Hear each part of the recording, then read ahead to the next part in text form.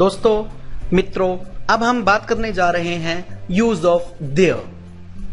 There का शाब्दिक अर्थ जो हम छोटी क्लासेस से पढ़ते आ रहे हैं, इसका शाब्दिक अर्थ है वहां।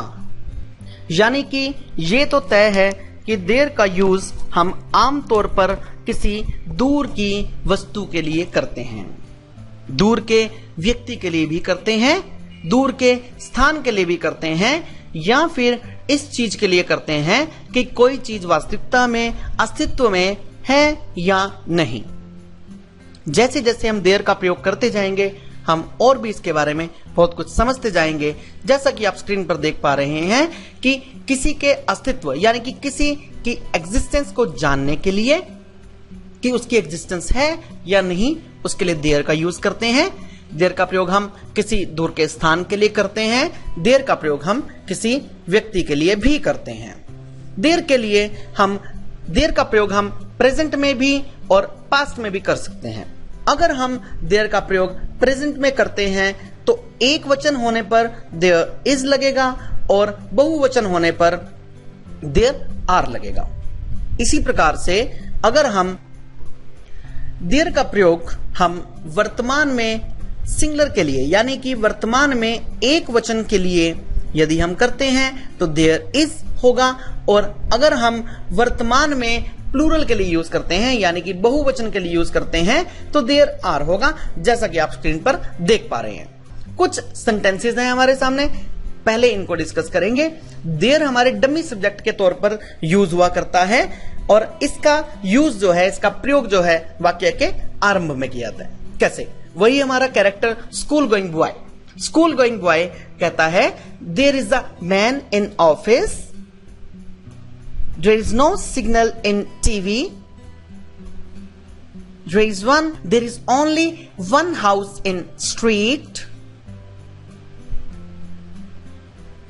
there is big tree in our park, there are 7 days in a week like Monday, Tuesday, Wednesday, Thursday, Friday, Saturday and Sunday।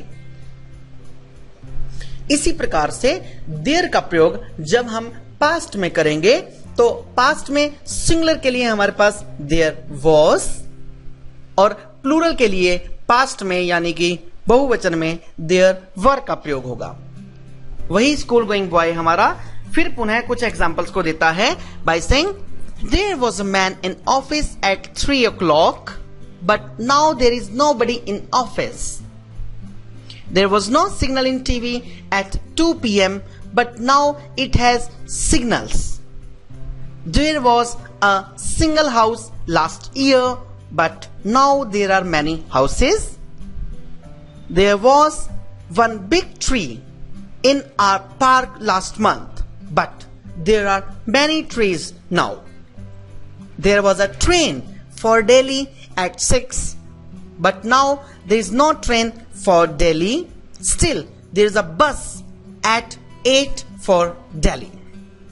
इसी प्रकार से हम देयर का प्रयोग वर्तमान में और भूतकाल में यानी कि प्रेजेंट में और पास्ट में, सिंगुलर और प्लूरल में, पॉजिटिव सेंटेंसेस में, नेगेटिव में और क्वेश्चंस यानी कि इंट्रोगेटिव सेंटेंसेस में इस प्रकार से कर सकते हैं। पॉजिटिव सेंटेंसेस में there is a boy in the room, there are 2 boys in the room. जब हम सिंगुलर को प्लूरल में कन्वर्ट करेंगे देयर का प्रयोग एज इट इज रहेगा यानी कि देयर वाक्य के शुरू में ही लगेगा, लेकिन देयर के तुरंत बाद लगने वाली हमारी हेल्पिंग वर्ब जो है वो सिंगुलर में इज के तौर पर रहेगी और प्लूरल में आर लग जाएगा।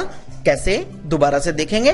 There is a boy in the room, there are 2 boys in the room, there is no boy in the room, there are no boys in the room, there isn't a boy in the room यानी कि ये हम negative sense की बात कर रहे हैं। दोबारा से there is no boy in the room या फिर there isn't a boy in the room या फिर there is no boy in the room. ये तीनों के तीनों हमारी नेगेटिव की फॉर्म से हम किसी भी प्रकार से वाक्य में प्रयोग कर सकते हैं। और जब हम इनको प्लूरल बनाएंगे तो there are no boys in the room या फिर there are no boys in the room, same वही वाला एग्जाम्पल। क्वेश्चंस में is there a boy in the room, are there two boys in the room. इस प्रकार से हमने there का प्रयोग सीखा। देयर का प्रयोग सीखते समय केवल इस बात का ध्यान अपने माइंड में रखें कि वाक्य के आरंभ में देयर का प्रयोग, उसके तुरंत बाद helping verb is, are, was या were according to the sentence प्रयोग होगा।